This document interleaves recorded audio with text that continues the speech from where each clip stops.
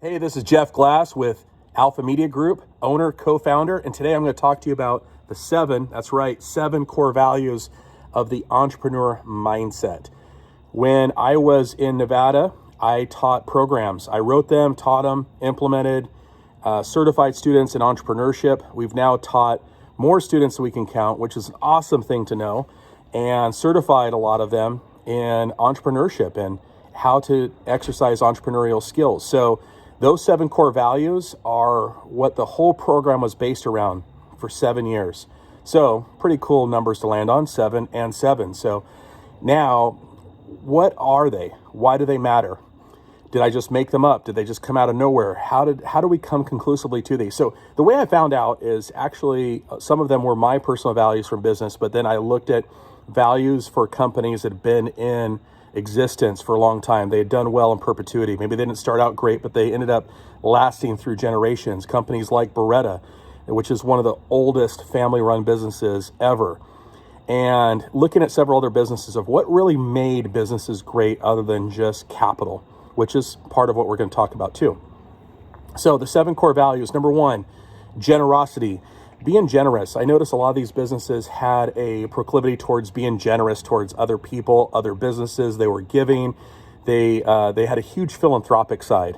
And a lot of the owners, founders, ended up being philanthropists. That was really their goal when they had a good amount of money. You know, you think of somebody like Rockefeller, and then you got Carnegie. They really had a competition of who can make the most money. But then towards the end of their lives, it was who could give away the most money.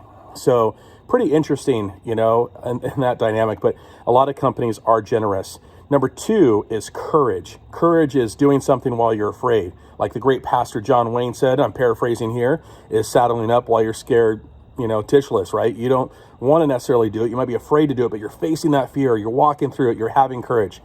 Next one is leadership. Leadership from the sense of serving the vision, serving others, putting that vision out front, and creating a dynamic where people can engage with you, follow you, and become part of the team, which leads me in the next one, which is teamwork.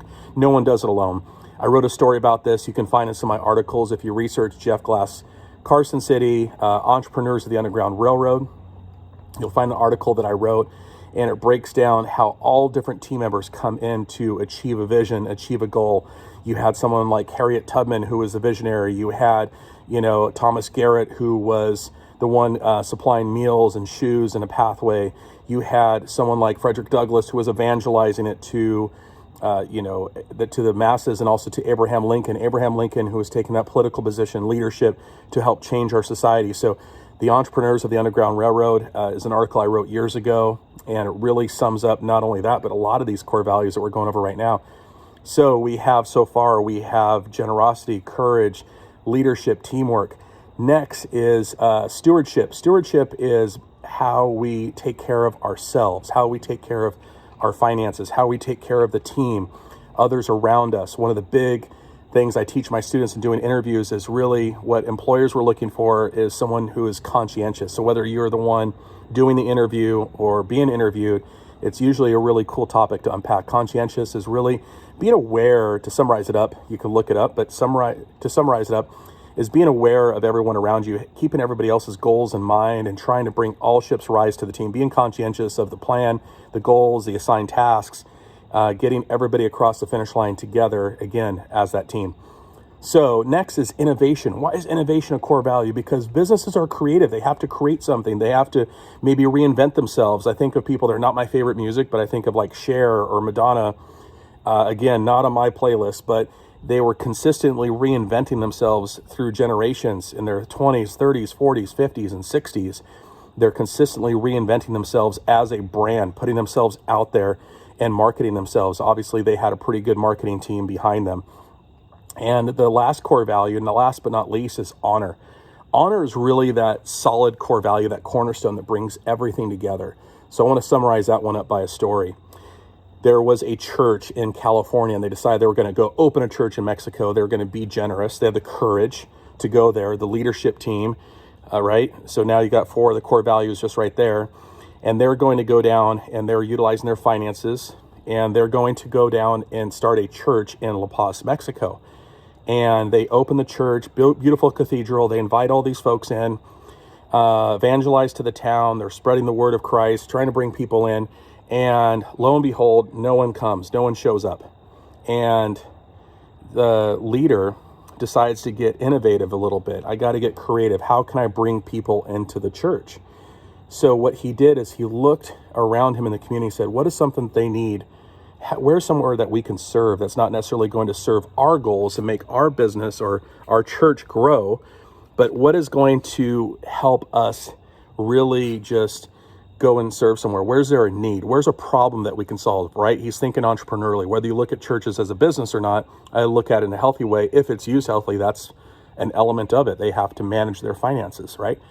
So him being the leader, maybe the head pastor, again, this is a story that I'm paraphrasing here, and they decide to help out a blood bank. One of the most decimated blood banks in all of Mexico was in La Paz. So they don't go as pastors or leaders, they go or evangelists, they just go to serve. And they go and they roll up their sleeves and they're going to go take care of these people and help them. And they end up cleaning up the blood bank. They end up helping out quite a bit. And fast forward the story, it became one of the cleanest, healthiest blood banks in all of Mexico. And wouldn't you know it, the church grew too.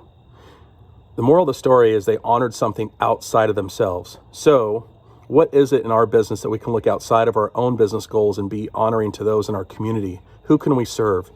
Who can we roll up our sleeves around to go out and greet and perhaps take under our wing? Maybe it's a new entrepreneur who's trying to get started in their business, and you are positioned to help them out greatly because of your knowledge, your background, and just the resources that you have to help them along the way. Maybe you made a lot of strikeouts along the way and you're going to show them, hey, look, don't go this way, don't go that way.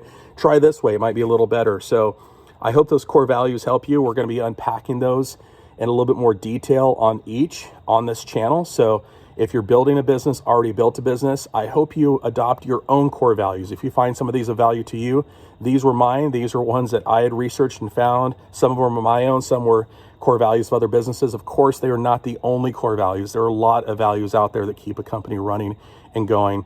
These were the 7 that I chose to teach on. And we had a lot of great success from our program. We had businesses grow out of it. We had students go start businesses that are still in business today. So again, this is Jeff Glass, owner, co-founder of Alpha Media Group, and follow this channel. Hit that subscribe button if you'd like to learn more, hear more of these teachings, and hit some comments below too. Hit me up with them and let me know if there's anything you would like to learn about business on this channel. Thank you.